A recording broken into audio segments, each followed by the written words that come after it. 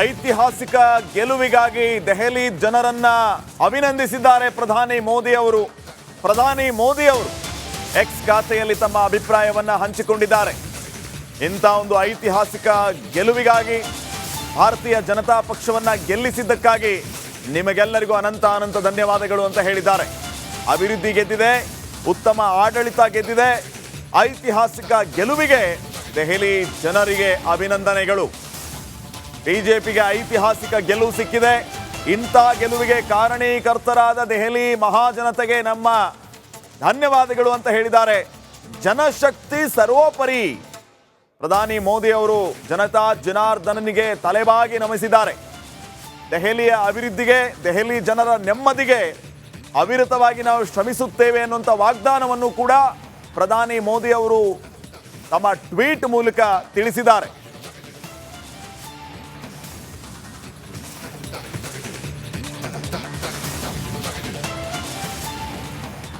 BJP ಗೆಲುವನ್ನ ಸಾಧಿಸ್ತಾ ಇದ್ದಂತೆ ದೆಹಲಿಯ ಅಂಗಳದಲ್ಲಿ ನಾನಾ ರೀತಿಯ ಮಹತ್ವದ ಬೆಳವಣಿಗೆಗಳು ಈಗ ಸದ್ಯಕ್ಕೆ ಆಗ್ತಾ ಇದೆ.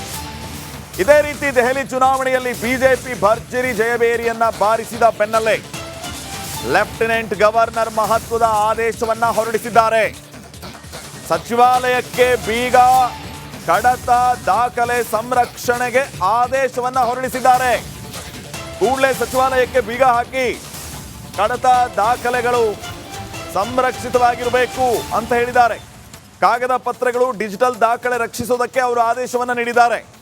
ಸಾರ್ವಜನಿಕ ಆಡಳಿತ ಇಲಾಖೆ ಅನುಮತಿ ಅಗತ್ಯ. ಸೊ ಕೂಡಲೇ ಸಚಿವಾಲಯಕ್ಕೆ ಬೀಗ ಹಾಕಿ ಕಾಗದ ಪತ್ರಗಳು, ಡಿಜಿಟಲ್ ದಾಖಲೆಗಳು, ಕಡತ ದಾಖಲೆಗಳೆಲ್ಲವನ್ನು ಕೂಡ ರಕ್ಷಿಸಿಡೋದಕ್ಕೆ ಇವರು ಆದೇಶವನ್ನು ಹೊರಡಿಸಿದ್ದಾರೆ. ಇದರ ಹಿಂದೆ ಇರುವಂತಹ ಉದ್ದೇಶ ಮತ್ತು ಅವರು ಈ ರೀತಿ ಆದೇಶವನ್ನು ಹೊರಡಿಸೋದಕ್ಕೆ ಏನು ಕಾರಣ, ಇದನ್ನು ಬಿಡಿಸಿ ಹೇಳುವ ಅಗತ್ಯ ಇಲ್ಲ. ಈ ಮೊದಲಿನಿಂದನೂ ಕೂಡ ಆ ಸರ್ಕಾರ ವರ್ಸಸ್ ಲೆಫ್ಟಿನೆಂಟ್ ಗವರ್ನರ್ ಅನ್ನುವಂತಹ ಪರಿಸ್ಥಿತಿ ಮೊದಲಿನಿಂದನೂ ಅಲ್ಲಿ ನಿರ್ಮಾಣ ಆಗಿತ್ತು. ಈಗ ಬಿಜೆಪಿ ಗೆಲುವು ಸಾಧಿಸ್ತಾ ಇದ್ದಂತೆ LG ಈ ರೀತಿಯ ಒಂದು ಮಹತ್ವದ ಆದೇಶವನ್ನು ಹೊರಡಿಸಿದ್ದಾರೆ.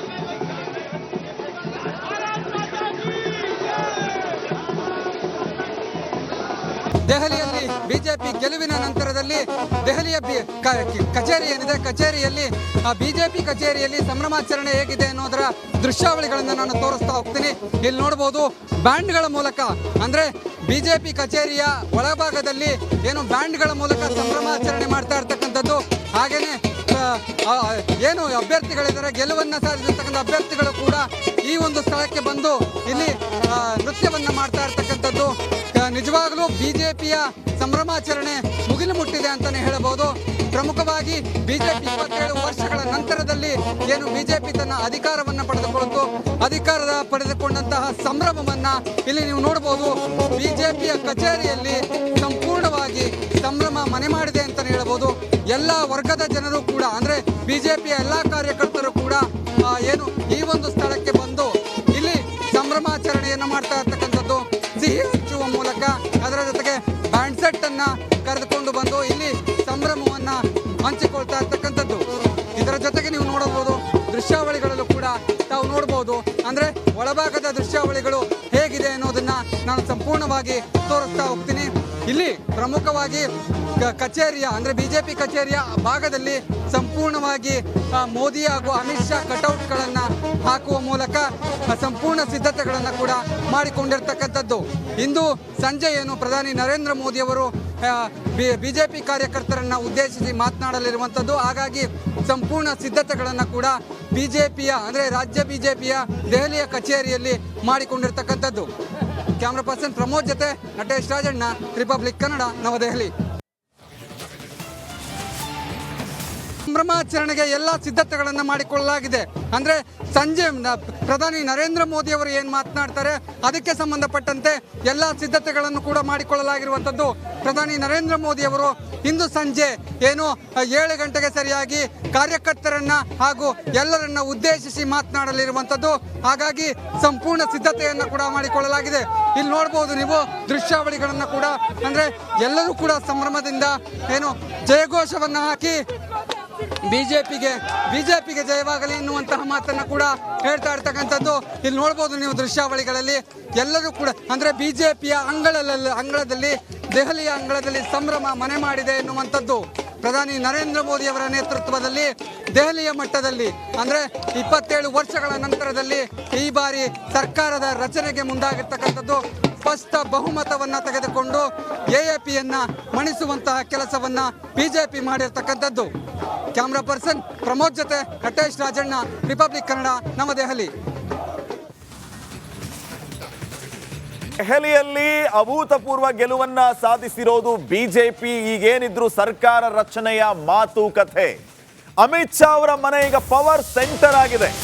ಯಾರನ್ನ ಮುಖ್ಯಮಂತ್ರಿಯನ್ನಾಗಿ ಮಾಡಬೇಕು, ಯಾರನ್ನ ಸಚಿವರನ್ನಾಗಿ ಮಾಡಬೇಕು, ಏನ್ ಕತೆ, ಎಲ್ಲ ವಿಚಾರಗಳ ಬಗ್ಗೆ ಈಗಾಗಲೇ ಚರ್ಚೆ ಆಗ್ತಾ ಇದೆ. ಸರ್ಕಾರ ರಚನೆಯ ಕಸರತ್ತು ಪವರ್ ಸೆಂಟರ್ ಆಗಿದೆ ಅಮಿತ್ ಶಾ ಅವರ ನಿವಾಸ.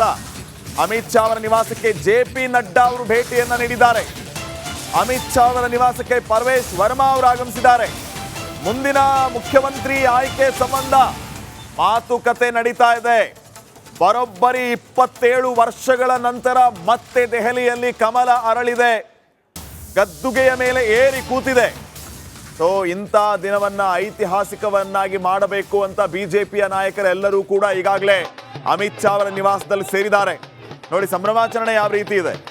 ಇಡೀ ದೆಹಲಿಯ ಬಿಜೆಪಿ ಕಾರ್ಯಕರ್ತರು ಕುಣಿದು ಕುಪ್ಪಳಿಸ್ತಾ ಇದ್ದಾರೆ. ಸರ್ದಾರ್ಜಿ ಬಿಜೆಪಿ ಕಾರ್ಯಕರ್ತರು ಎಲ್ಲರೂ ಒಗ್ಗಟ್ಟಾಗಿದ್ದಾರೆ. ಈ ಸರಿ ಸಾಲಿಡ್ ಆಗಿರುವಂತಹ ಮತಗಳು ಕೂಡ ಬಿಜೆಪಿಗೆ ಟರ್ನ್ ಆಗಿರುವಂತದ್ದು ಬಿಜೆಪಿಗೆ ಪ್ಲಸ್ ಆಗಿದೆ. ನಾನು ಯಾಕೆ ಇಂಟೆನ್ಷನಲಿ ಸರ್ದಾರ್ಜಿ ಅಂತ ಹೇಳಿದೆ ಅಂತಂದ್ರೆ, ಸರ್ದಾರ್ಜಿ ಮತಗಳು ಸಾಲಿಡ್ ಆಗಿ ಆಮ್ ಆದ್ಮಿ ಪಾರ್ಟಿಗೆ ಹೋಗ್ತಾ ಇದ್ದ ಒಂದು ಕಾಲ ಇತ್ತು. ಆದರೆ ಸಿಖ್ ಬಾಹುಳ್ಯ ಇರುವಂತಹ ಕ್ಷೇತ್ರಗಳು, ಮುಸ್ಲಿಂ ಬಾಹುಳ್ಯ ಇರುವಂತಹ ಕ್ಷೇತ್ರಗಳು ಎಲ್ಲರೂ ಕೂಡ ಪೂರ್ತಿಯಾಗಿ ಬಿಜೆಪಿಯತ್ತ ವಾಲಿದ್ದಾರೆ ಅಂತಂದ್ರೆ ಆಮ್ ಆದ್ಮಿ ಪಾರ್ಟಿಯ ಬಗ್ಗೆ ಅವರಿಗೆ ಎಷ್ಟು ಬೇಸರ ಬಂದಿರಬಾರ್ದು. ಎಲ್ಲರೂ ಕೂಡ ಸಂಭ್ರಮದಿಂದ ವಿಜಯೋತ್ಸವವನ್ನು ಆಚರಿಸ್ತಾ ಇದ್ದಾರೆ. ಬರೋಬ್ಬರಿ 27 ವರ್ಷಗಳ ಬಳಿಕ ಬಿಜೆಪಿಗೆ ದೆಹಲಿಯ ಗದ್ದುಗೆ. ದೆಹಲಿಯಲ್ಲಿ 10 ವರ್ಷಗಳ ಆಪ್ ದರ್ಬಾರ್ ಅಂತ್ಯವಾಗಿದೆ. ಆಡಳಿತ ವಿರೋಧಿ ಸುನಾಮಿಗೆ ಆಮ್ ಆದ್ಮಿ ಪಾರ್ಟಿ ಕೊಚ್ಕೊಂಡು ಹೋಗಿದೆ, ಅಡ್ರೆಸ್ಗೆ ಇಲ್ದಂಗಾಗಿದೆ. ದೆಹಲಿಯಲ್ಲಿ ಈ ಎಲ್ಲ ಬೆಳವಣಿಗೆ ಆಗಿರೋ ಹಿನ್ನೆಲೆ ಬಿಜೆಪಿ ಕಾರ್ಯಕರ್ತರು ಸಂಭ್ರಮಿಸ್ತಾ ಇದ್ದಾರೆ, ಕುಣಿದು ಕುಪ್ಪಳಿಸ್ತಾ ಇದ್ದಾರೆ. ಸಂಜೆ 7 ಗಂಟೆಗೆ ಬಿಜೆಪಿ ಕೇಂದ್ರ ಕಚೇರಿಯಲ್ಲಿ ವಿಜಯೋತ್ಸವ ನಡೆಯುತ್ತೆ. ಪ್ರಧಾನಿ ಮೋದಿ ನೇತೃತ್ವದಲ್ಲಿ ವಿಜಯೋತ್ಸವಕ್ಕೆ ಎಲ್ಲ ರೀತಿಯ ಸಿದ್ಧತೆಗಳು ಕೂಡ ಆಗಿದೆ. ನೋಡಿ ತಾವು ದೃಶ್ಯಗಳಲ್ಲಿ ಗಮನಿಸ್ತಾ ಇದ್ದೀರಿ. ಪರಮೇಶ್ ವರ್ಮಾ ಹಾಗೇನೆ ಇನ್ನುಳಿದ ಬಿಜೆಪಿಯ ನಾಯಕರುಗಳು ಎಲ್ಲರೂ ಕೂಡ ಈ ಸಂಭ್ರಮಕ್ಕೆ ಸಾಕ್ಷಿ ಆಗ್ತಾ ಇದ್ದಾರೆ. ಇಂಥ ದಿನ ಖಂಡಿತವಾಗಿಯೂ ನಮಗೆ ಬರುತ್ತೆ ಅನ್ನುವಂತಹ ನಿರೀಕ್ಷೆ ಅತ್ಯಂತ ಉಮೇದಿನಲ್ಲಿ ಬಿಜೆಪಿಯ ಕಾರ್ಯಕರ್ತರಿದ್ರು. ಅದು ಸತ್ಯವಾಗಿದೆ.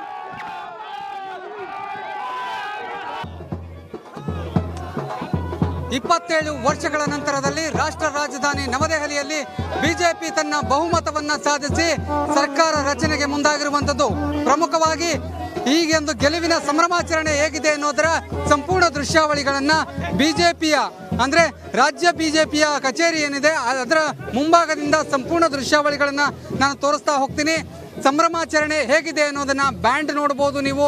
ಅಂದ್ರೆ ಬಿಜೆಪಿಯಲ್ಲಿ ಗೆದ್ದಿರ್ತಕ್ಕಂಥ ಎಲ್ಲ ಅಭ್ಯರ್ಥಿಗಳು ಕೂಡ ಏನು ಈ ಒಂದು ಏನು ಕಚೇರಿಗೆ ಬರ್ತಾ ಇರ್ತಕ್ಕಂಥದ್ದು ಬಿಜೆಪಿಯ ರಾಜ್ಯ ಕಚೇರಿ. ಇದು ಕಚೇರಿಯಲ್ಲಿ ಸಂಭ್ರಮಾಚರಣೆ ಮುಗಿಲು ಮುಟ್ಟಿದೆ ಅಂತಾನೆ ಹೇಳ್ಬೋದು.